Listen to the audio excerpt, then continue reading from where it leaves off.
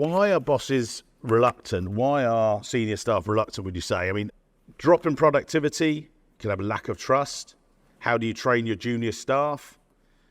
Creation of a team ethos becomes more difficult. How do you deal with that yourself, Joel? Yeah, I think the two things I've struggled with as a boss is one is collaboration. I touched on that before.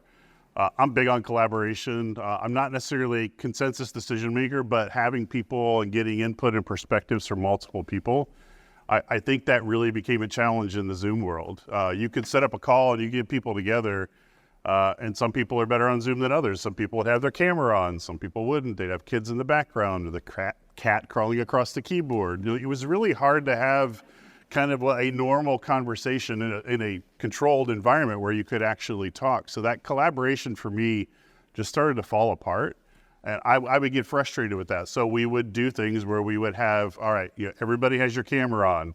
Everybody looks presentable today. Everybody's cat is in a different room. Like, we would try and do things where you could actually have a conversation and try and get business things meted out so that you could actually have meaningful conversations. So collaboration was a big one.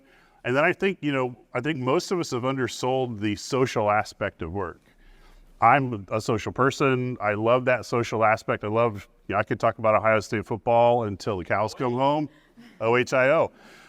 But I love that aspect of work, and I will stay at work for an extra hour or two to make up the time that I've been social throughout the day, because I think those social interactions, particularly for the younger generation with senior people, the things they can learn from the experiences we've been through, what we have to share in terms of our career path, whatever that looks like, I think that social interaction goes a lot further in a work environment than people give credit to.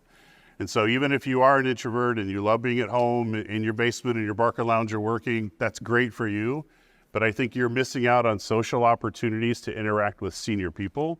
And those interactions can pay dividends down the road when it comes to, whether it's your performance or whether it's job opportunities or being seen as someone who could potentially interact with more senior members of management and be pushed forward to a different level. So those are two things that I think that I went through. I still even consciously, a couple team members here today, I still consciously work through those things because I think it's really important that we collaborate and that we realize that the social impact of work.